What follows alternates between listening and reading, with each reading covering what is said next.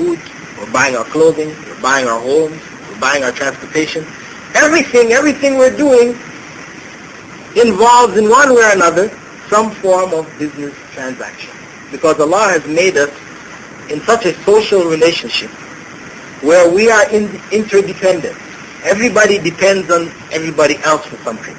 And we do not exchange our needs, provide for each other's needs freely. Allah has not made us in this fashion. Communism proposed to set up a system where people would exchange freely. The ideals of communism being from each according to his ability and to each according to his needs. This is the basic philosophy or the philosophical goal which communism had set for itself. That each person would strive according to his ability. If he was stronger than others, he would work twice as hard. But he would only take according to his needs. If people were able to function like that, then society would not be in need of business. Wouldn't need.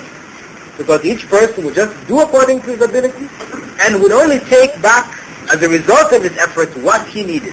So it means that there would always be surplus. The surplus is given to those who are weaker, who have lesser abilities. However, this is not how Allah has made us.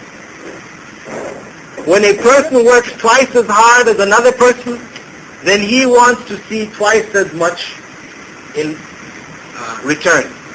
This is how Allah created us. We have a desire to own and to possess, to control the things around us which make our lives comfortable, etc. So we will never agree to work according to our ability and take according to our need. We will willingly work according to our ability, but we take according to what that ability produces. If I work twice as hard and it produces twice as much, then it is my right to take twice as much. And we're not going to be satisfied with anything less.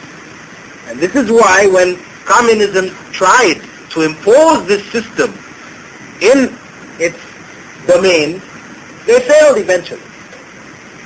They failed from the beginning, and it finally just built up with every generation until, the couple of generations that have passed, until just recently now we see them all crumbling and all taking on straight out-and-out capitalist principles to run their economy.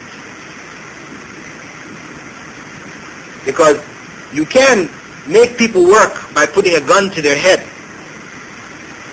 but you will not get them to produce like a person who produces believing that he will get his right or his due for the effort that he has made.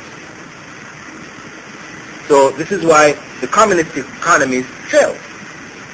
Now, given this reality that human society is built on a series of commercial exchanges, then Islam saw to it that these exchanges were regulated in such a way as to protect both the buyers and the sellers.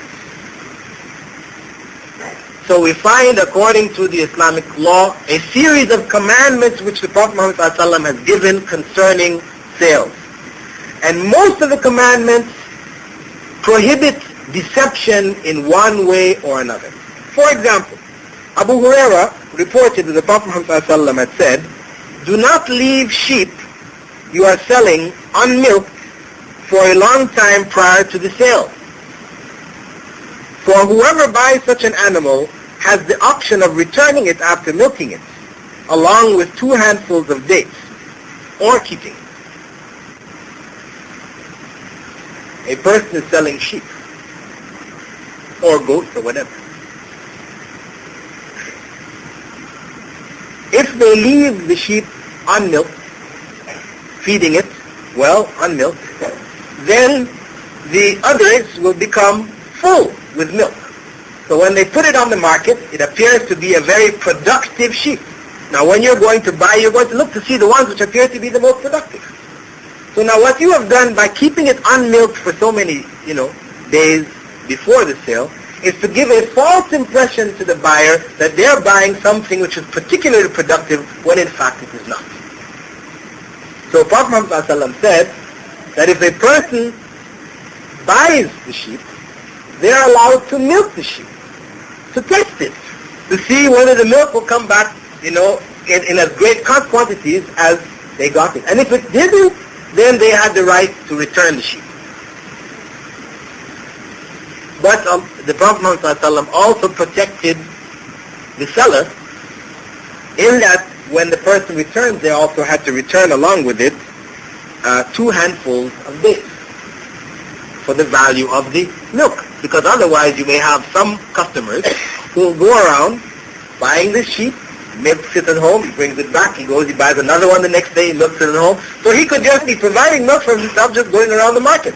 So he could in that way cheat the seller. So Islam, because it is so comprehensive and it looks after the interests of all sides, it has protected the interest of the buyer and at the same time protected the interest of the one who was selling.